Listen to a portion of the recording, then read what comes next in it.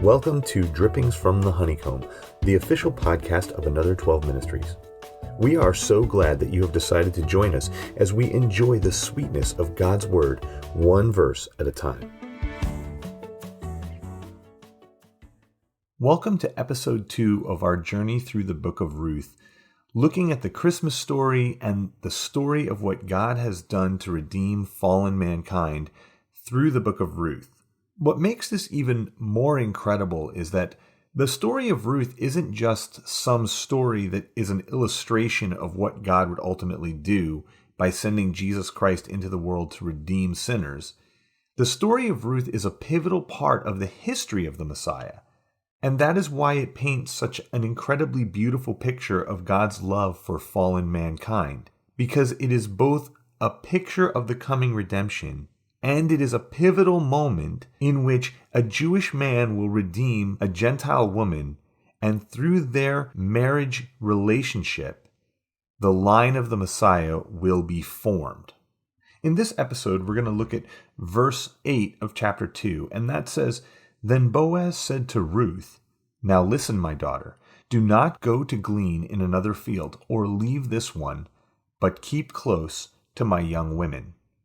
Before we examine this verse more closely, we need some background story. At the end of episode 1, we left Ruth and Naomi still in Moab, needing to make the journey back to Bethlehem. Naomi was trying to send both of her daughters-in-law back to their people, and ultimately Orpah did return. She went back to her people, she went back to her home, she went back to her pagan worship, and living a life that was contrary to the commands of God. She went away from the knowledge of God. But Ruth stuck with Naomi. Ruth was loyal to her, and despite Naomi trying to send her back, Ruth chose life in exile, chose life as a widow, chose the perils of living in a society where she was not only a widowed woman, but also a Gentile. So she was despised on 2 different counts. And she chose to be with her mother-in-law to serve her. She chose to give up the pagan religion she had grown up in and pursue relationship with the one true God. And we talked about the fact that this could only happen through the work of the Holy Spirit in Ruth's heart. In the beginning of chapter 2, Ruth and Naomi arrive in Bethlehem. Now this alone, despite the absence of a description of the journey in the scriptures, is evidence of God's favor resting on these 2 women. The journey from Moab to Bethlehem was not a safe road. It was not an easily traveled road, and certainly 2 women traveling alone on this road would have been subject to mistreatment and even danger of death from the other travelers on this road or from thieves or robbers on this road. So God's protection is evident because they arrive back in Bethlehem. They make it back safely. It is also important to mark the sovereignty of God because they come back to Bethlehem in a time of harvest. When they arrive, the barley harvest has started. And this is significant because they could have come back to Bethlehem at any number of times. It wasn't like they could just get updates about what was going on in the town of Bethlehem. And God's sovereignty is evident here. This timing is not by chance, because it will play a pivotal role in the future of Ruth and Naomi. Not only will it be a time where they are able to access food for themselves, but the story of Ruth and Boaz will play out throughout this harvest, an opportunity for them to interact that probably wouldn't have been available in other seasons of the year. But because Boaz was harvesting his fields and Ruth was going to go and glean in the fields, it opened up an opportunity for this wealthy field owner to meet this humble, lowly Gentile widow. It's also interesting to note that while Naomi and her family left Bethlehem in a time of famine, Naomi returns in a time of harvest. Israel has clearly gone before the Lord and repented of their sin. They have gotten right with the Lord. They are worshiping the Lord, and God, true to his word when he made the covenant with Israel as they came into the promised land, has restored their fields. He has brought back the rain, and the famine is over. And God has brought Naomi back not to emptiness, but to harvest. And this is such a beautiful picture of who God is and how he treats his children, the incredible love and provision and goodness that he lavishes on his children. However, the fact still remains that Ruth and Naomi are widows, which put them in a very difficult situation at this time in Israel. Without husbands to provide for them, they are essentially limited to social welfare or public charity. They don't have a lot of options for work. There are some, but they are definitely going to remain at the poverty level as long as they are unmarried. And Naomi is too old to be married, and Ruth is a Gentile. So there are distinct problems that are involved with them being married. In addition, they own no property and could not own property, since property ownership was predominantly restricted to men. Not in every case, but mostly restricted to men. And so their future is very bleak unless God intervenes in an incredibly miraculous way. But there was a system which had been put into place by God through which they could gain the necessary food that they needed to survive. And that process was called gleaning. And so with the harvest in full swing, Ruth goes out to glean barley from the fields so that they will have food to eat. Now, the process of gleaning, if you're not familiar with it, was picking up the leftovers of the fields. And this process was common to the Near Eastern world, but it was different in Israel because God specifically commanded the farmers of Israel to not harvest certain portions of their field. For example, right up along the pathways or the very corners. He also prohibited them from going back to pick up anything that fell off their wagons or their carts as they were bringing in the harvest, or any sheaves that they had forgotten. These were to be left for the poor, the needy, and the stranger in the land, so that there would be food for them.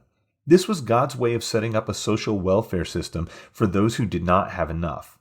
They would have to work for it. They would have to go into the fields and glean. Gleaning is difficult. It is a process where you are picking up off the ground what is left over. You are spending a lot of time bent over or on your hands and knees, and you have to carry everything that you glean with you throughout the course of the day. In essence, this was back-breaking work. And again, we see God's faithfulness to Naomi in providing for her, because Naomi, as an older woman, would have struggled greatly with the very physically taxing process of gleaning. So having Ruth with her, a younger woman able to handle the strenuous work of gleaning, was a tremendous blessing from God, because it meant that food would be available for Naomi without putting excess stress on her aging body. Now, we see God's sovereignty throughout the scriptures. God is sovereign, and that attribute cannot be hidden. It comes out all over the pages of the Bible, from Genesis to Revelation. But in this particular passage, the sovereignty of God is on full display. As she began her gleaning, Ruth immediately enters the field of Boaz. Whether it was the first field she entered or very early on in her gleaning, it doesn't matter. The passage in Ruth seems to convey that this is either the first field she gleans in or one of the first fields she gleans in. And immediately she catches the eye of the field owner, and that is Boaz. He notices her. He sees that she is doing the difficult work of gleaning, and so from this he can immediately infer that she is poor, that her situation is unfavorable in some way. Certainly if she had a husband, she would not be gleaning. If she had a father, she would most likely not be gleaning. So either she is widowed from an extremely poor family, or she has met with some other catastrophe that has left her to fend for herself. And so when he sees her gleaning in his fields, he immediately inquires about who she is. He asks his servants, "Who is this young woman?" And the servant of Boaz that is in charge of those who are reaping the barley fills him in that she is a Moabitess, that she has come back with Naomi from the country of Moab, and that she has requested permission to glean among the sheaves directly behind the reapers. And then the steward who's in charge of the reapers goes on to point out her diligence. She has not stopped since early morning. She has been gleaning all day in this field. Now, the fact that Ruth made this request of the head of the reapers is significant. She wanted to be directly behind the ones who were harvesting the grain. She wanted to be the first one in. She wanted the best pickings of what was left over. Now, you have to remember that this barley is being harvested by hand. It is being cut down as they go through the field. And so There are going to be stalks that fall. There are going to be stalks that are missed. It's not like in modern days where a giant machine comes through and picks up every last stalk of wheat. They were harvesting quickly. They had a limited amount of time to get this barley harvested and into the barns. And so they were going as fast as they could. And as she followed directly behind the reapers, there would be a much better harvest that wouldn't be picked over by anybody else, that wouldn't have time to be knocked down or fall over or be taken by animals. She was after the very best part. And so she showed boldness in going forward and asking for this preferred position from the head of the reapers. And clearly he grants it to her. Now, when Boaz learns that she has come back with Naomi, who he knows because he is connected to that family in some capacity, he is a kinsman redeemer of that family, so he is part of Naomi's husband's family in some way, shape, or form, he immediately grants Ruth with tremendous favor. And this is where we see him say to Ruth in verse 8, "Do not glean in another field, but keep close to my young women." This action on the part of Boaz is a remarkably extravagant gesture of kindness. What he is saying in essence to Ruth is, you are now under my protection. Your search for food, your search is done. You're going to glean in my field. And you're not going to glean behind the reapers anymore. You're going to glean with my female servants. I'm going to elevate you to a position of protection under my household. You're going to work alongside the people that I employ. And his kindness didn't stop there. At the mealtime, he actually provided Ruth with food from his own portion. And he told his male servants, don't harass her. Don't give her any problems. You leave this woman alone. And then he went beyond that and told his harvesters to intentionally drop good barley in Ruth's path, to take some of the best out of the sheaves of barley and leave it for her to find. He was preparing a harvest for her. See, he was showing her this incredible love of providing for her needs. This is very much a picture of Jesus in his life and ministry. Boaz's treatment of Ruth is a foreshadowing of the grace that Jesus would bring with him to those who followed him during his time on earth. It was a picture of how Jesus lovingly, gently, kindly, and extravagantly dropped his grace on those around him who were hurting, who were in need, who had no other way of gaining any blessing outside of the extravagant grace of the Master.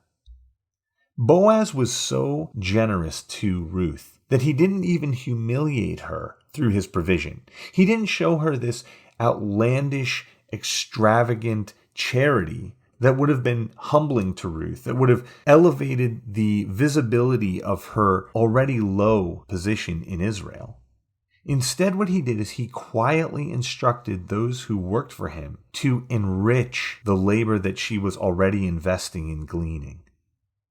Jesus did not humiliate humans when he came. He served them. He loved them. He wept with them. He laughed with them. He ate with them. And when they had needs that they could not fulfill, he healed them. He drove out evil spirits. He touched their lives with teaching, and he called them to be part of his household. See, Boaz is an extraordinary picture of the Kinsman Redeemer. He is the picture of what Jesus was coming to do. He is the picture of what Jesus' purpose would be, to come to those who were lost, who were hopeless, and to provide an extravagant remedy for their situation.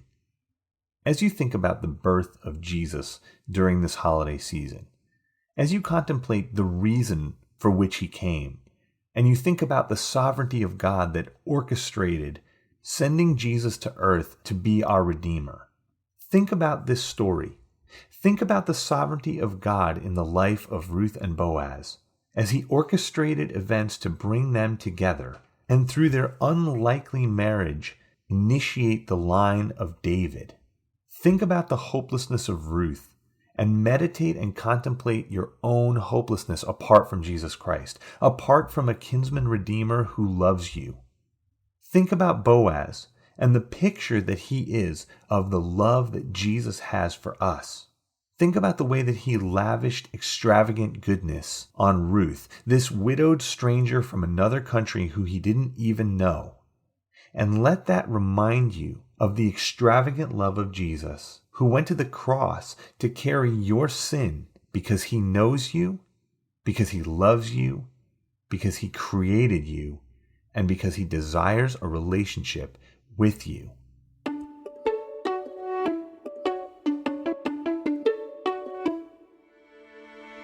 I hope you enjoyed this episode of Drippings from the Honeycomb. If you would like to learn more about Another 12 Ministries and the work that we are doing to train youth ministry leaders to bring the gospel to young people, visit another12.org. If you would like to support our ministry, click on the donate link in the description below.